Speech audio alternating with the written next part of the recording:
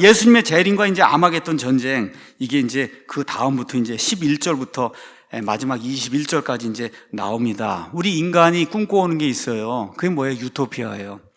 그걸 이루기 위해서 마르크스가 개발한 게 뭐예요? 공산주의잖아요. 모두가 다 잘 사는 그런 사회를 인간의 힘을 한번 구축을 해보겠다. 그렇게 해서 만들어 놓은 공산주의가 인간을 가장 괴롭히고 인간에게 고통을 주는 그런 시스템이잖아요. 맞습니까, 여러분? 그거가 마귀의 속임수인데 그걸 알지 못하고 좌익을 하고 있는 거예요. 진짜 답답한 게 뭐냐? 목사가 좌익이고 믿는다고 한 성도가 좌익이 돼서 동성애 낙태하는 그 당에다가 가서 거기다가 뭘 밀어주고 하는 이게 진짜 답답한 일이에요, 여러분. 마귀짓 하는 거예요, 성경적으로 이야기하면. 마귀짓 하는 거예요, 마귀짓. 그것도 모르고 그러고는 거기다 갖다 투표를 해서 지난 5년 동안 얼마 고생했어요. 얼마나. 거의 준 지옥과 같은 그와 같은 그 생활을 5년 동안 하다가 이제 겨우 풀려났잖아요. 이걸 지키려고 노력을 해야 됩니다, 저와 여러분이. 하나님은 right, 올바른 분이에요. 그래서 righteousness, 우리에게 올바름을 주시는 거예요. left는 틀린 거예요. 왜곡이 된 거예요. 안 되는 거예요. left는 하나님의 뜻을 벗어나는 게 left. 여러분, left 한다 그러잖아요. 떠난다고 그러잖아요. left. He left. home 하면 집을 떠났다 그런 거죠. 하나님을 떠나는 게 left예요. 성경 영어도 left를 가서 한번 찾아보세요. 뭐예요? 벗어나는 게 길에서. 하나님은 right이고 인간은 다 left로 태어나요. 그거를 예수님께서 하나님의 righteousness, 의 올바름으로 오른쪽으로 만들어주시는 거예요. 올바른 사람으로. 자, 예수님이 드디어 창세기 3장 15절에 나온 예언의 말씀, 그 예언의 말씀이 뭐예요? 여자의 씨가 어디에 뱀의 머리를 상하게 한다는 그 예언의 말씀. 그래서 그 말씀을 이루시기 위해 드디어 어떻게 이 땅에 재림하시는 거예요. 그래서 예수님의 재림은 예수님께서 말씀하신 여러 말씀 가운데 가장 중요한 토픽 중에 이제 하나고, 사도 바울이 말한 여러 가지 그 교리 중에 가장 중요한 주제 중에 하나고, 하나님은 아예 재림을 말씀하시기 위해서 요한계시록 22장을 따로 떼갖고, 그렇죠, 이 22장을 할애해서 재림에 대해서 이야기하는 거예요. 지금 재림. 성경의 총 주제가 예수님의 재림이다. 자, 이렇게 해서 아담이 망쳐놓은 에덴 동산, 그 유토피아를 건설하시는 거예요, 우리 예수님께서. 그 건설하려면 뭐가 있어야 돼요? 마귀와 그의 추종자들을 완전히 파멸시키는 그런 일이 있어야 되잖아요. 그래서 바울이 로마서 16장 20절에 화평의 하나님께서 곧 사탄을 너희 발밑에서 상하게 하시리라. 그런 일이 드디어 이루어지는 그때가 바로 예수님 강림하시는 그런 때다. 11절 가서 보니까 내가 하늘이 열린 것을 보았는데 보라, 흰말이라. 그 위에 타신 분은 신실하신 분, 참되신 분이라 불렸으며 그분은 의로 심판하시고 전쟁을 하시는 분이다. 예수님이 그냥 온건하게 이렇게 가만히 앉아있는 그런 분이 아니고 전쟁을 하시는 장수라는 거예요. 지금식으로 얘기하면 대장이라는 거예요. 대장, 별 4개 달려있는 그런 대장. 자, 가서 보니까 하늘이 열리는데 계시록엔 하늘이 2번 열려요.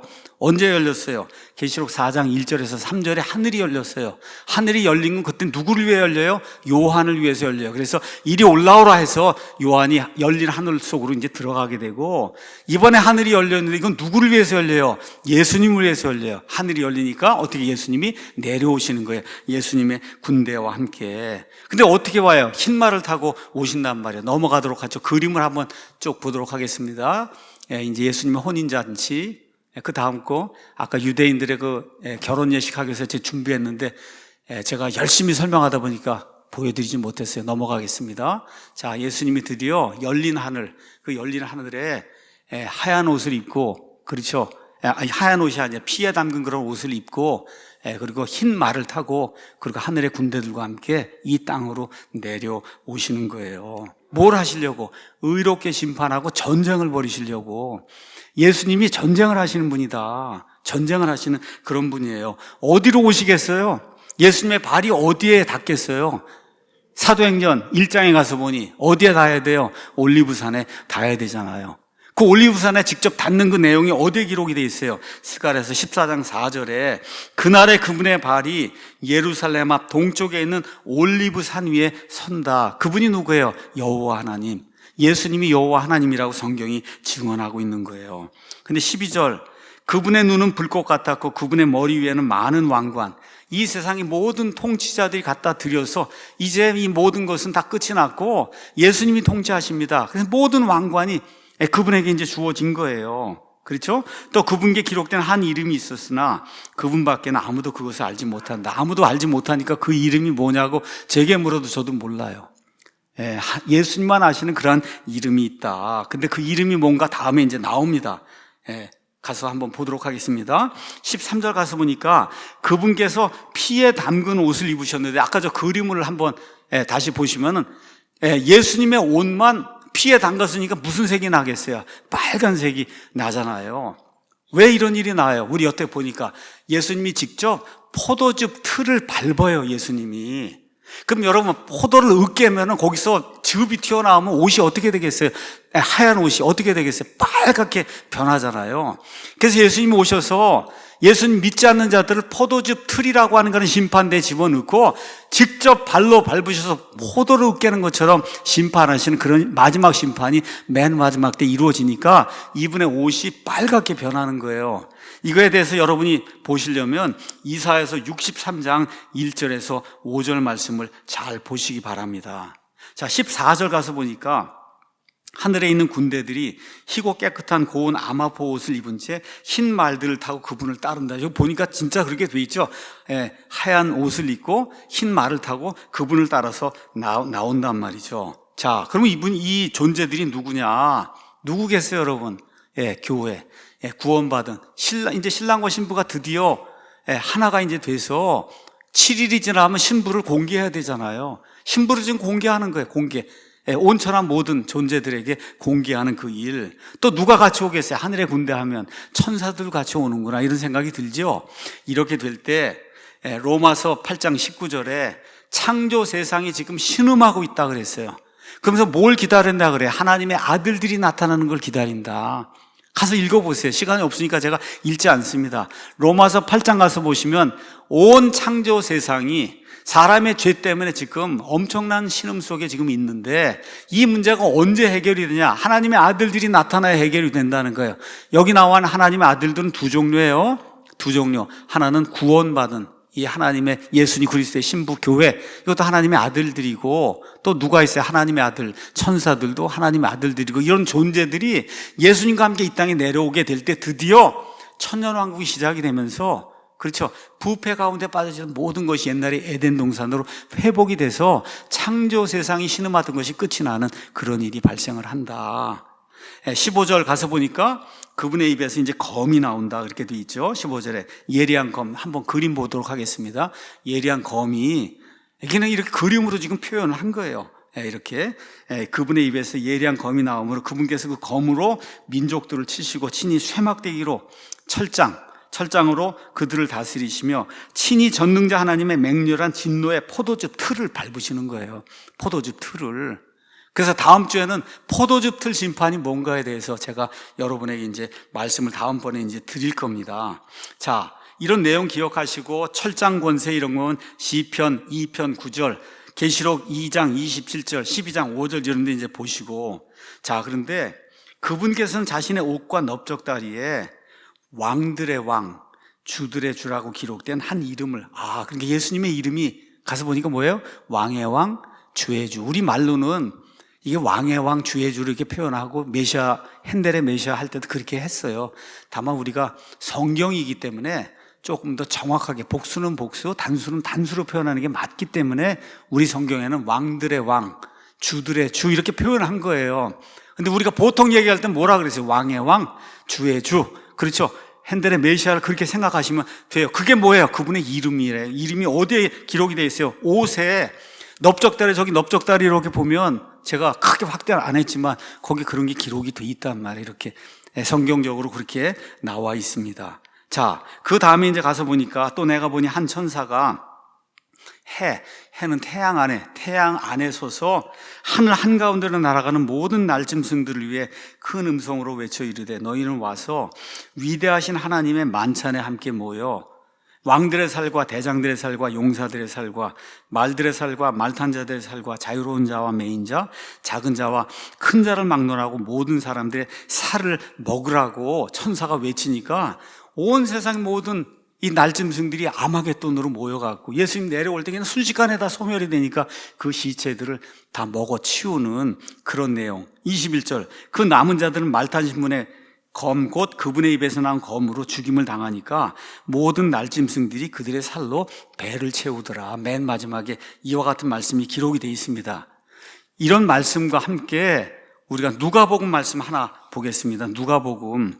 누가복음에 가서 보시면 이런 말씀이 이제 기록이 되어 있습니다. 누가복음 17장 가서 보겠습니다. 누가복음 17장 역시 예수님의 지상 강림에 대해서 이제 이야기하는 거예요. 17장 가서 보면 이런 내용의 말씀이 그 안에 이제 기록이 되어 있습니다. 34절부터 제가 읽어볼게요. 내가 너에게 이르노니 그 밤에 예수님 강림하신 그런 때에 두 남자가 한 자리에 누워있을 터인데 하나는 붙잡혀가고 다른 하나는 남겨질 것이요, 두 여자가 함께 맷돌을 갈고 있을 터인데 하나는 붙잡혀가고 다른 하나는 남겨질 것이며, 두 남자가 들에 있을 터인데 하나는 붙잡혀가고 다른 하나는 남겨진단 말이에요. 그러면 어디로 붙잡혀갑니까? 하고 묻잖아요. 그 다음에 그들이 그분께 응답하여 이르되 주여 어디에서 그런 일이 있냐, 그렇게 묻는 거예요. 그러니까 그분께서 뭐라고 얘기해요? 어디든지 시체가 있는 곳, 거기에 독수리들이 함께 모인다. 한국의 많은 분들이 다 이게 뭐라 그래요? 휴거라고 그러잖아요. 두 사람이 자다가 한 사람 들려 올라가고, 그렇지, 한 사람은 남겨지고. 이게 들려 올라가는 게 아니라 붙잡혀 가는 거예요. 하나님 대적하다가 어떻게 붙잡혀 가서 뭐가 되는 거예요? 날짐승의 밥이 되는 그런 일이 생기는 거지. 이게 휴거가 아닙니다, 여러분. 휴거가 아니에요. 마태복음에도 이런 구절이 있는데, 여기 묻잖아요. 어디에서 이런 일이 생기느냐? 여러분, 휴거 받는데 이런 일이 생겨요? 아니에요. 그게 일이 아니고 시체들이 있어서 날짐승들이 모여드는 거기에서 그런 일이 생긴다. 지금 예수님이 그렇게 말씀하시니까 성경으로 풀면 이게 요한계시록 19장의 맨 끝에 있는 그 말씀이구나. 우리가 이제 그렇게 이해하는 것이 합당한 거예요. 그러니까 아마겟돈 전쟁은 실제로 전쟁이 아니에요. 그냥 예수님 내려오신 게 순식간에 모든 전쟁이 끝나고 날짐승들이 다 시체를 먹어 치우는 그런 일이 이제 되면서 모든 게 이제 마감이 되는 거예요. 19절 말씀 읽겠습니다. 제가 또 내가 보니 그 짐승과 땅의 왕들과 그들의 군대들이 함께 모여 말 타신 분과 그분의 군대를 대적하여 전쟁을 일으킨다. 여기 사탄의 삼위일체 그림을 보세요. 마귀가 이제 총력전을 펴는 거예요. 맨 마지막에 이렇게 해갖고 동방에 왕들을 부르고 군대들을 모으고 유프라테스 강이 마르고 이렇게 해갖고 군대들이 다 어디에 모인다 그랬어요? 무기또 평야 아마겟돈이라는데 모여가고 한번 전쟁을 해봐야 되겠다. 그리고 지금 모이는 거예요. 마귀는 모방의 명수에 예수님이 군대들과 함께 오니까, 예수님 누구게? 그리스도가 군대들과 함께 오니까 적그리스도도 어떻게 해요? 군대들과 함께 모이는 거예요. 항상 그런 쌍으로 이렇게 나오는 거다. 쌍으로 그렇게 나오는 거예요. 근데 전쟁이 아니에요. 그냥 끝나고 마는 거예요. 이 아마겟돈 전쟁은 계시록 9장 15에서 17절, 16장 12에서 16절, 17장 13에서 14절 해서 일곱 봉인, 일곱 나팔, 일곱 금병 맨 끝에 아마겟돈 전쟁이라는 내용이 그 안에 기록이 되어 있고, 20절에 근데 짐승이 잡히고 적그리스도 그 짐승이 드디어 예수님에 의해서 잡히고 그 앞에서 기적들을 행하던 거짓 대언자도 그와 함께 둘이 이제 붙잡힌단 말이에요. 둘이. 그 거짓 대언자는 짐승의 표를 받은 자들과 그의 형상에 경배하던 자들을 그 기적들로 속이던 자다. 이 말세의 특징이 뭐냐? 기적들이 많이 나타나는 거예요. 여기저기서 쓰러진다 그러고 뭐 한다고, 그런데 가면 안 되는 거예요, 여러분. 이 말씀으로 충분합니다 하는 사람들이 바이블 빌리버예요. 눈으로 보는 게 아니라 우리는 보는 것으로 걷지 아니하고 믿음으로 걷는다. 맞습니까, 여러분? 보는 것으로 걷지 아니하고 믿음으로 걷는 사람이에요. 일단 보면 이건 믿음이 아닌 거예요, 여러분. 근데 마귀는 기적들 일으켜서 뭘 보여준다 해서 사람들을 끌고 가기 때문에, 그래서 오순절 은사운동 같은 거 조심해야 되는 거 아닙니다. 그건 마귀의 거지 아니에요. 이게 보는 거는 믿음과 정반대가 되는 거예요. 보지 않고 믿는 거예요, 여러분. 저와 여러분이. 이게 믿음의 핵심이에요. 그 마귀의 이와 같은 이 거짓 대언자가 사람들 기적들을 일으켜서 속인단 말이죠. 그렇죠? 그런데 잡혀갖고 드디어 어디로 들어가요? 가서 보니까 이 그림에 어디로 들어가요?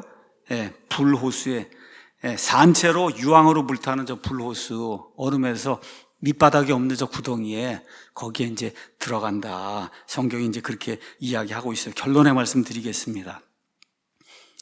저와 여러분이 어려움 당하고 복음 때문에 핍박을 당하기도 하고 이 좌익들 때문에 지난 5년 같이 정말 이건 뭐 당할 수 없는 것과 같은 그 고난 이런 거 이제 당하잖아요. 근데 기억해야 될 게 있어요. 하나님이 공의롭게 심판하신다. 우리 삶에 우리 때에는 그게 이루어지지 아니할지라도 하나님께서 반드시 모든 것을 공의롭게 심판하는 그런 때가 있다.